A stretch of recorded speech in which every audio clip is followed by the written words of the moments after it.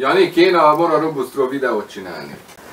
Most Szivacati, Mora Robustról, tudod, hogy elveim vannak? Ez nem az én elveim, egy nagyon jó barátom, mert mondjuk nagyon régóta nem láttam ezt a barátomat. Srácok, az imént láthattátok, ez a lehető legfontosabb. Egy erdőjáró ember, egy túlélő mindig tartsa magát az elveihez. Jani, add légy szíves ezt a papírt. Persze, hogy ne.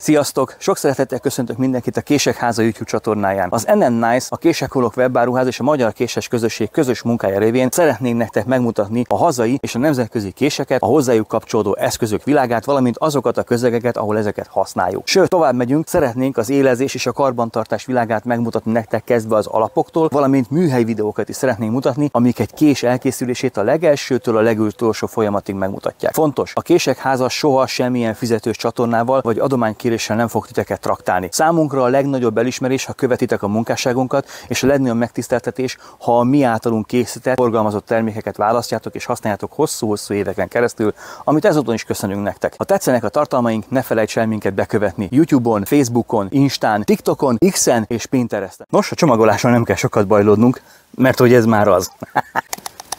Igénygyár, majd mondani sem kell, kopogós műanyag, amiről beszélgetünk, robusztus késről beszélgetünk. 101 g tömeggel. És 3,2 mm penge vastagsággal.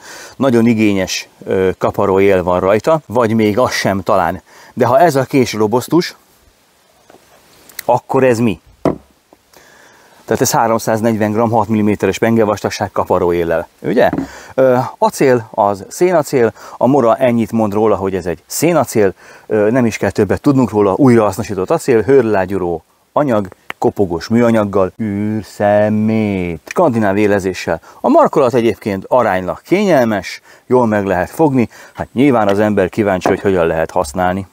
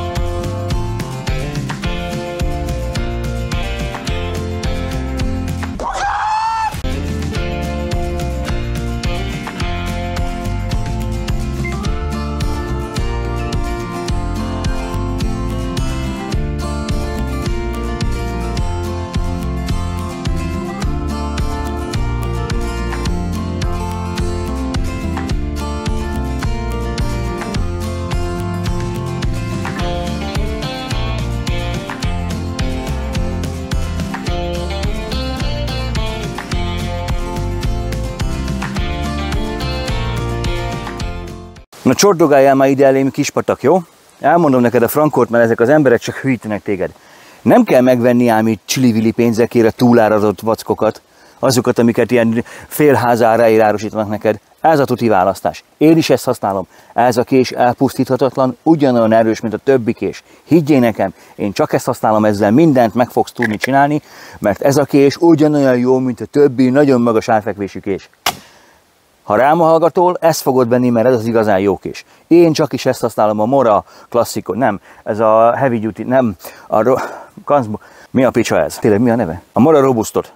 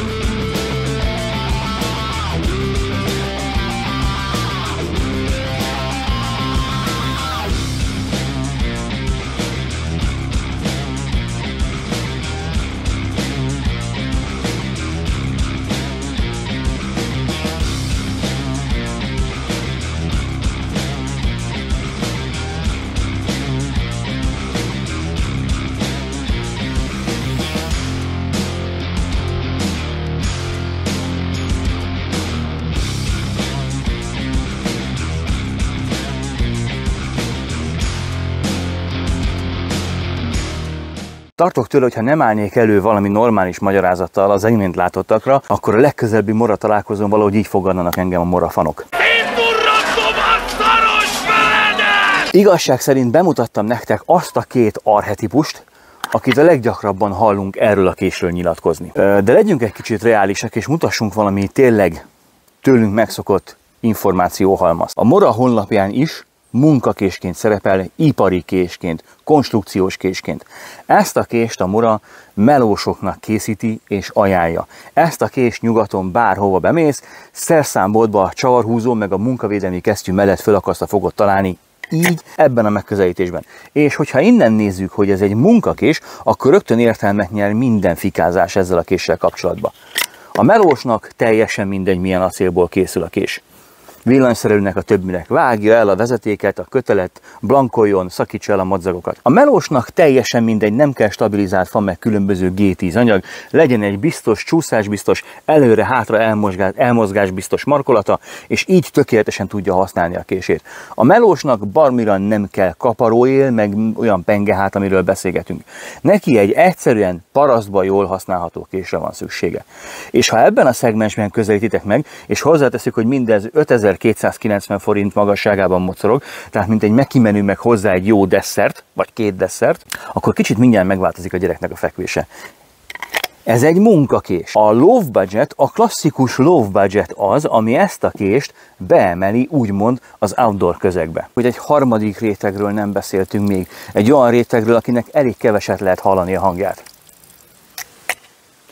Az a bizonyos harmadik réteg, na figyelj egy kicsit. Én az ember vagyok, aki nagyon sokat dolgozom, keveset keresek. Sajnos a pénzemből fel kell tartnom a családomat, és a tornyosról számlákat is ki kell fizetnem. Nekem nincsen pénzem drága késekre, viszont ez a közeg, az erdőjárás, a természetjárás érdekel, és szeretnék a részese lenni. Fiatal vagyok, nincsen keresetem, édesapám, édesanyám vesz nekem a kést, nem tehetik meg, hogy drága késeket vásárolnak, ráadásul ezzel gyakorolni és megtanulni mindent tökéletes választás lenne számomra. Én egy kezdő vagyok, még sosem volt kés a kezemben, nem szeretnék 30, 40, 50, 60 ezres késekkel foglalkozni első körben, később majd biztosan, de kéne nekem egy olyan kés, amivel tökéletesen biztosan tudok első lépéseket megtenni.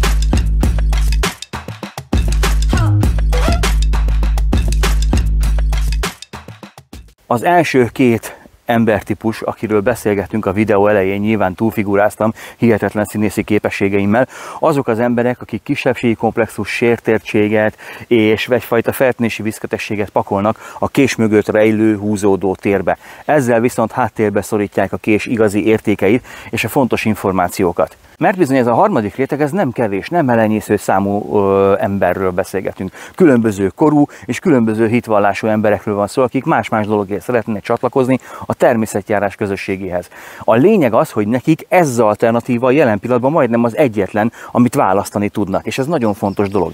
Ugyanis mondhatunk bármit erről a késről. Ó, de nincs olyan szépen kidolgozva. Igen, de használható és 5290 forint. Jó, de vannak bizonyos fizikai korlátai. Igen, de jól használható és csak 5290 forint. És nagyon sok embernek ez a két tényező jelenti az arany középutat, és igazából ezekkel az emberekkel nem igazán van foglalkozva a moral megítéléséért zajló eléggé esztelen háborúban. Úgyhogy engedjétek meg, hogy pár szót mondjak erről a késről a tesztek alapján nektek. Valóban nem tudom, milyen szénacélból készül a kés, de nem is igazán számít. Ugyanis a késnek az élszöge jó faragás, jó metszési lehetőségeket biztosít. A markolat kényelmes, kicsit olyan, mint az a feleség, aki már nagyon jól ismer téged. Tudod, tehát vesz neked egy feszülős boxerásot, ami minden idomodon ráfeszül, de még nem csinál zacskódból telepatát. No, ez a markolat pont az. Pont teljesen kényelmesen akad be a kezem ide, de ha már 2 mm-rel kisebb lenne, valószínűleg nem lenne jó. Nekem 9-es kézméretem van, akinek ennél nagyobb keze van, annak kényelmetlenné fog válni a Mora Robust. És beszéljünk azokról a bizonyos kompromisszumokról. Ez a kés nagyon kényelmes ebben és a folytott fogásnemben, viszont ez a kialakítás révén, hogy munkakés, nem engedi meg, hogy a kezünkkel vándoroljunk a markolaton és speckó kialakításokat tudjunk, speckó fogásokat tudjunk alkalmazni. Egyszerűen nem alkalmas erre. A késnek a tömege és a mérete és a pengevastagsága is behatárolja egy észszerű használathoz. Lehet-e fölött is próbálkozni vele, csak éppen szerintem inkább kellemetlenség lesz a kezdőknek.